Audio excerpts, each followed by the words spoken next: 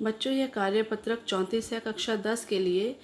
पाठ का नाम है मानवीय करुणा की दिव्य चमक और इसके लेखक हैं सर्वेश्वर दयाल सक्सेना। अब कुछ बातें हम सर्वेश्वर दयाल सक्सेना के बारे में जान लेते हैं। सर्वेश्वर दयाल सक्सेना बहुमुखी प्रतिभा के साहित्यकार थे। बहुमुखी प्रतिभा के साहित्यकार का अर्थ है कि साहित्य की जितनी भी विधाएं हैं, कविता है, कहानी है, उपन्यास है, नाटक है, निबंध है, सभी में इनको महारत हासिल थी। अर्थात वे कवि भी थे, कहानीकार भी थे, नाटककार भी, निबंधकार भी, अनेक विधाओं में उन्हें महारत हासिल थी। अभी जो पाठ है मानवीय करुणा की दिव्य चमक, यह पाठ एक संस्मरण शैली में लिखा गया पाठ है। संस्मरण शैली का अर्थ होता है संस्मरण में लिखा गया। संस्मरण का अर्थ होता है जो कि स्मृतियों से बनता है। स्मृति कहते हैं याद को, याददाश्त को।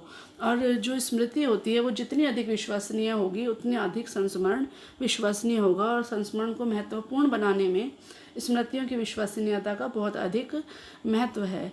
विश्वसनीयता का अर्थ होगा कि जिस चीज़ पर हम विश्वास कर सके, जिस पर हम भरोसा कर सकें। तो अभी देखिए, दिए गए गद्यांश को ध्यानपूर्वक पढ़िए और पूछे गए प्रश्नों के उत्तर लिखिए। बच्चों, मानवीय करुणा की दिव्य चमक पाठ सर्वेश्वर दयाल सक्सेना जी द्वारा लिखित एक संस्मरण है। संस्मरण स्मृति अथवा याददाश्त पर आधारित लेखन होता है, जिसमें लेखक अपने स्मृतियों को आधार बनाकर किसी व्यक्ति अथवा घटना का वर्णन करता है। जो लेखक है उसकी अपनी स्मृति, अपनी यादों को वो आधार बनाता है और उस पर किसी व्यक्ति या घटना का वर्णन करता है जो उसकी याददाश्त में होते हैं। वह इसके माध्यम से वह व्यक्ति या घटना हमारे सामने चित्र की भांति साकार हो जाती है। कि उस व्यक्ति या घटना जो है हमारे सामने चित्र की भांति आती है। जब हम उस पाठ को, उस संस्मरण को पढ़ते हैं तो हमें ऐसा प्रतीत होता है जैसे वह हमारे सामने चित्र की भांति चल रही है। इस पाठ में लेखक ने बताया है कि फादर कामिल बुल्के बेल्जियम के रेम्स चैपल शहर के से एक ईसाई धर्म प्रचारक के रूप में भारत आए थे। बेल्जियम देश का नाम है। वहाँ के रेम्स चैपल शहर से फादर कामिल बुल्के जो है भारत आए थे एक ईसाई धर्म प्रचारक के रूप में। किंतु इन्होंने इस देश को अपनी कर्मभूमि बनाया और यहीं के होकर रह गए। आप ये देखिए, आपको यहाँ पर फादर कामिल बुल्के की एक तस्वीर भी दिखाई गई है। तो ये कह रहे हैं कि जो फादर कामिल बुल्के थे एक ईसाई धर्म प्रचारक के रूप में भारत आए, परंतु यहीं पर के होकर रह गए और भारत को उन्होंने अपनी कर्मभूमि बनाया। कर्मभूमि का अर्थ है उन्होंने यहीं रहकर कार्य किया और यहीं के होकर वह रह गए। फादर कामिल बुल्के ने हिंदी भाषा के विकास और प्रचार प्रसार में बहुत ही महत्वपूर्ण योगदान दिया। हिंदी भाषा का जो प्रचार प्रसार उन्होंने किया उसमें उनका बहुत ही महत्वपूर्ण योगदान है। उसका विकास, हिंदी के विकास में भी उनका महत्वपूर्ण योगदान है। हिंदी भाषा को समृद्ध करने में इनके द्वारा लिखे गए शब्दकोश का महत्वपूर्ण योगदान रहा है। हिंदी भाषा को समृद्ध करने में अर्थात हिंदी भाषा को आगे बढ़ाने में इन्होंने एक शब्दकोश जो बनाया था उसका एक महत्वपूर्ण योगदान है। इस पाठ में लेखक ने उन्हीं फादर कामिल बुल्के के स्वभाव और व्यवहार का वर्णन करते हुए उन्हें मानवीय करुणा की दिव्य चमक कहा है।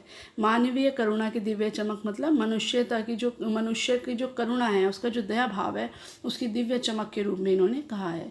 लेखक का मानना है कि जब तक रामकथा इस विदेशी साधु को,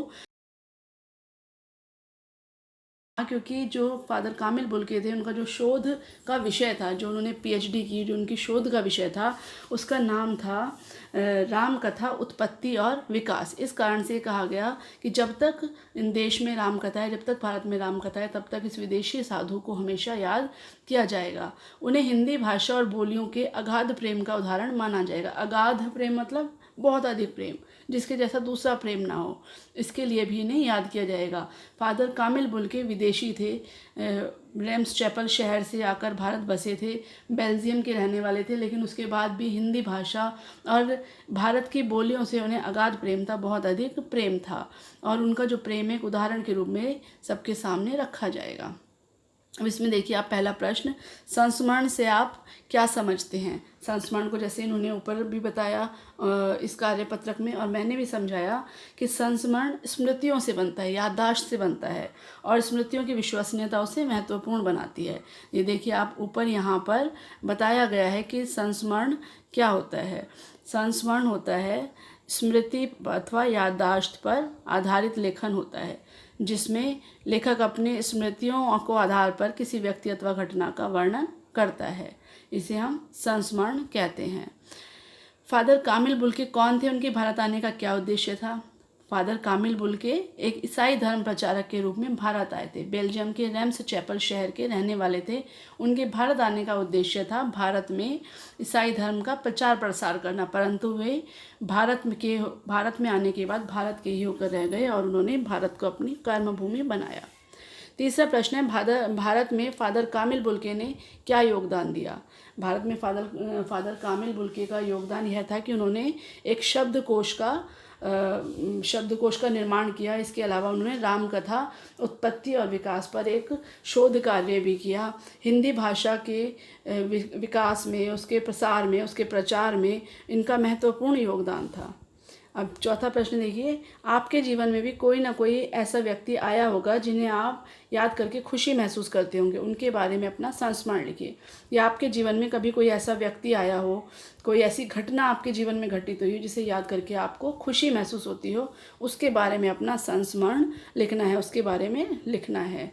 उम्मीद है कि आपको यह कार्यपत्रक अच्छे से समझ आ गया होगा और इसके अलावा आप इसमें यह भी समझ गए होंगे कि संस्मरण हम कहते किसे। संस्मरण होता है जो स्मृतियों से बनता है, जो यादों से बनता है। स्मृति शब्द का अर्थ होता है याद, जो स्मृतियों से बनता है और स्मृतियों की विश्वसनीयता ही इसे महत्वपूर्ण बनाती है। इसमें आवश्यक है कि स्मृतियों में विश्वसनीयता हो। आशा करती हूँ कि आपको यह समझ आया होगा।